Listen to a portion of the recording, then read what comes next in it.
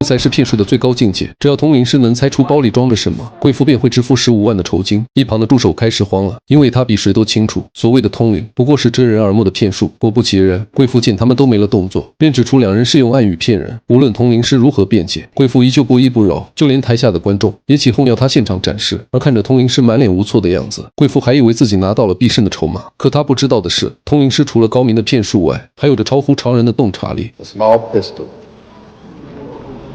nickel-plated ivory handle. Dan. 而随着贵妇掏出一把精致小手枪，整个会场的气氛达到了高潮。一时间，通灵师的称号响彻了整个富人圈，而这便是好莱坞史上最优秀的黑色电影《玉面情魔》。故事要从一个名为斯坦的怪人讲起。他为了给发烧的父亲降温，竟主动拉开窗户，还将唯一的薄毯披在了自己的身上，一边抽烟，一边欣赏着父亲狼狈的模样。而随着声音的渐弱，画面突然一转，男人将一具沉重的包裹扔进了提前挖好的坑中，接着点燃一根香烟，把火柴丢到坑里。看着被一把大火吞噬的老屋，斯坦义无反顾地踏上闯荡之路。而不久后，大巴在一个马戏团前停下，斯坦顺着人流走进了一个全新的奇幻世界，而其中最吸引他的还有鼠野人表演，只需将一只活鸡扔下地牢，被关押的流浪汉便会像个野人般猛地扑向活鸡。团长激动地告诉观众，这是一只来自原始森林的怪物，但从他颤抖的身形中不难看出，他只是被饿了酗酒。可观众才不管这些，在他们的叫骂和欢呼中，野人被迫发出一阵嘶吼，最终一口咬断了母鸡的脖子。而如此生猛的表演，让男人瞬间呆在原地。除此之外，这个马戏团还充满了各种怪异，不仅有像是一样扭曲身体的人，还有浑身长毛的毛男，以及能用身体连接高压电的女孩。而在这群怪异之中，只有斯坦算是罕见的正常人。他虽没有特殊本领，但凭借帅气的脸蛋，他被马戏团的女巫看中，成为了他的助手。而女巫的骗术也算不上高明，她让观众将写好的秘密交给斯坦，等两人交接时再偷梁换柱，将提前准备好的假纸条当着众人的面烧掉。而真纸条则由女巫的丈夫通过舞台上的透明玻璃传递给台上的女巫。天衣无缝的配合，再加上故弄玄虚的表演，很快便让观众以为女巫确实拥有通灵的本事。而看着女巫在台上饱受膜拜的模样，斯坦心中升起了无限的向往。但其实真正会读心术的是女巫的丈夫，并且他们还有一项更厉害的本领。说着，两人还有模有样的表演了一番。老头转过身，让女巫随意从斯坦身上取走一件物品。等他转过来后，甚至不用睁眼就准确地猜到，女巫拿的是一块手表，并且外观和材质都一不差。看着斯坦诧异又震惊的模样，老人笑着告诉他，其实这也是骗术。他和女巫之间有一本写满暗语的笔记，只要用他们特定的词汇提出问题，那相应的答案也必然隐秘其中。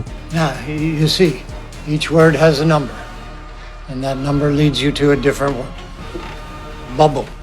看着老人离开的背影，斯坦越发笃定要学读心术的决心。于是他开始频繁向老头示好，但看家的本领，老头无论如何都不肯教。直到这天，他在给老头买完酒回来后，却发现那本写满秘密的笔记本就在一旁丢着，并且老人也已熟睡。可还不等他翻看几页，老人却突然醒了过来。他瞬间明白了斯坦的意图，但通灵术的关键不是笔记上的密语，而是在于学会说谎。 When a man believes his own lies, starts believing that he has the power, he's got shut up.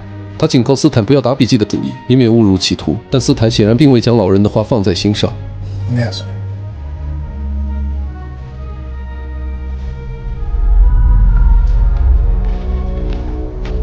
于是第二天，老人便因酗酒过度死在了大街上。而他则趁着混乱偷走了师傅的笔记本，而凭着惊人的天赋，他很快就掌握了读心术的精髓，并靠此技能，他成功俘获了电磁女孩茉莉的青睐。但斯坦的野心还远不止此，他要将读心术彻底发扬光大。而机会很快便来了，警察突袭马戏团，团长担心豢养野人的事件暴露影响马戏团关闭，一时间众人惊慌不已。关键时刻，斯坦站了出来。Judy died, Jude. No. A matter of the utmost importance has arisen, sir. If I could just have a minute of your time. That message has come through, and I think you're gonna want to hear, but not in front of these kind folks. 他不仅一口叫出了警察的全名，还精准地喊出母亲的名字。警长彻底愣住了。斯坦告诉警长，自己是个通灵者，能看到警长的母亲在劝他向善，只有对群众仁慈，才能走向伟大。初来乍到的警长哪里见过这些江湖骗术，他只以为自己的信仰得到了点化，例行盘问了几句就离开了游乐场。脱离危险后，斯坦才告诉众人，自己不过是提前撞倒警员，在搜查令上看见了警长全名，又注意到警长大小不一的2只鞋子，便断定他小时候一定得过小儿麻痹。至于母亲的告慰，则是靠临场发挥。至此，斯坦一战成名。命，不仅成了游乐场的风云人物，更是完全俘获了茉莉的芳心。眼看事业爱情双丰收，他也是时候迈向更大的舞台了。不过临行前，他还有一件事不明白：地牢里关着的明明就是正常人，为什么会心甘情愿地扮演野人呢？面对斯坦的疑惑，团长并未藏私，他坦言野人根本不需要训练，只需灌下几滴迷药，再倔强的人都会乖乖听话。至此，心愿已了的斯坦带着茉莉头也不回地离开了。而往后的日子里，两人通过笔记里的暗语，很快成了有名的读心术组合。斯坦凭借英俊帅气的外表和迷惑性十足的表演，俘获了一大众信徒的拥趸。然而这天再次登台表演时，却发生了意外。面对贵妇的逼问，斯坦在仔细打量他一番后，瞬间就猜出了正确答案。贵妇灰溜溜地回到了座位，但斯坦却并不打算放过他。他当众指出，贵妇之所以随身携带手枪，一定是做过亏心事。随后又在不经意间将手放到了身后的老者肩上，像是真有神灵在侧般，说自己可以和他已故的儿子通灵，并帮他们对话。 He's right beside you. His hand is resting on your right shoulder. Can you feel it? Yes. He wants you to know something. He wants you to know how proud he is of you and how... 话音刚落，他便倒地晕了过去。斯坦精湛的表演博得了满堂喝彩，通灵师的称号也在一夜之间响彻了整个富人圈。可茉莉不满斯坦利用死者赚钱，这样有违他们的道德准则，便坚持要斯坦向老人道歉。但在见到老人后，两人才得知老人是当地有名的大法官，自从儿子死在战场上，便一直无法走出悲痛。斯坦本想告诉老人真相，可之前拆台的贵妇突然出现，她说自己是这里有名的心理医生罗斯，也是法官夫妇的心理顾问。看着罗斯意味深长的笑容，一个大胆的计划瞬间在斯坦脑海成型。他第一次没有接受茉莉的意见，自顾自地接下了法官的通灵生意，并且为了更好的行骗，斯坦第二天一早就找上了罗斯，两个各怀鬼胎的人一拍即合。 Don't lie. I'll know you're lying. Sam.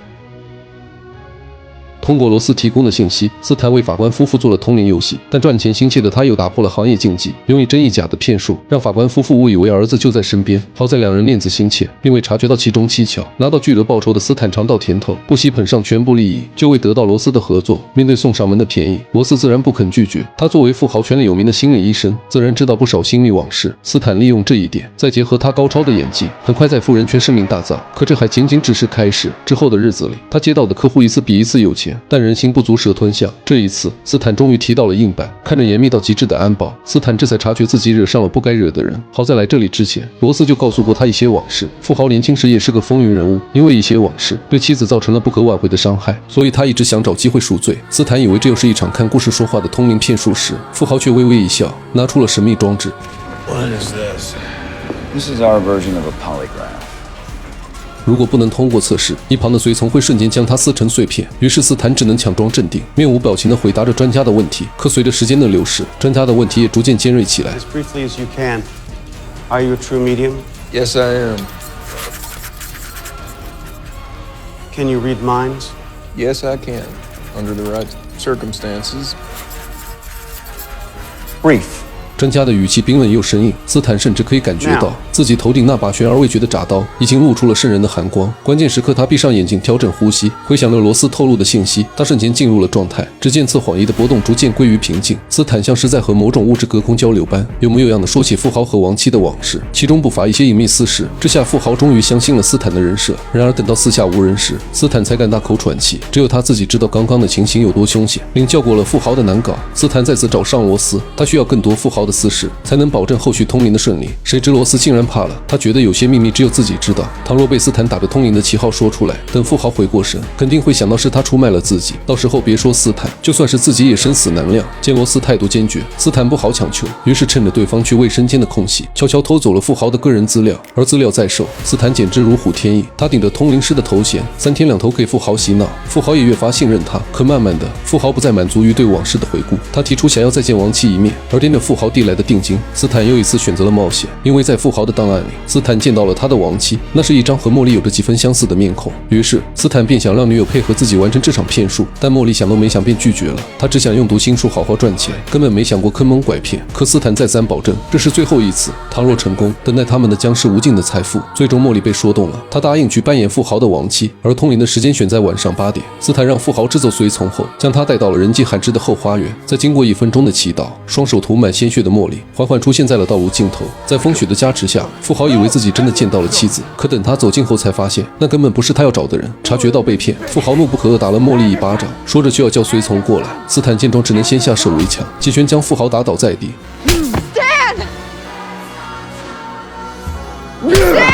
等随从赶来时，他已经带着茉莉坐上了汽车，疾驰的车轮碾过随从的身体。茉莉这才察觉到斯坦的癫狂。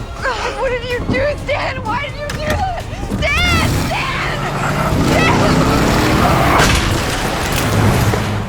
等他再度说起对以后的规划时，茉莉毫不犹豫地扇了他一巴掌，但无法跟一个杀人凶手生活，于是选择了离开。斯坦也没有挽留，他偷偷跑进罗斯家中，想要拿回自己放在他那里的钞票，可谁知罗斯给他的竟然都是1美分的纸钞。斯坦这才意识到自己被骗了，可他能做什么呢？曝光两人的交易吗？显然是不可能的。 You don't fool people, Stan. They fool themselves. You think you stand high above the common man? You're nothing but an Okie with straight teeth. 而后知后觉的斯坦刚想做些什么，却被罗斯开枪打掉了耳朵。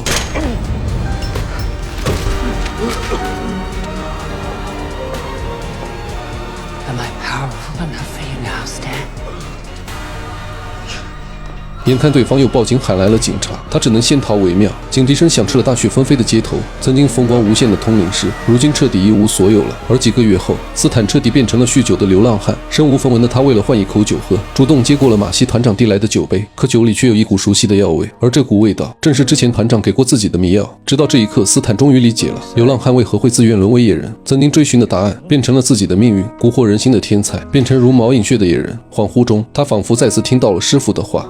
When a man believes his own lies, starts believing that he has the power, he's got shut eye.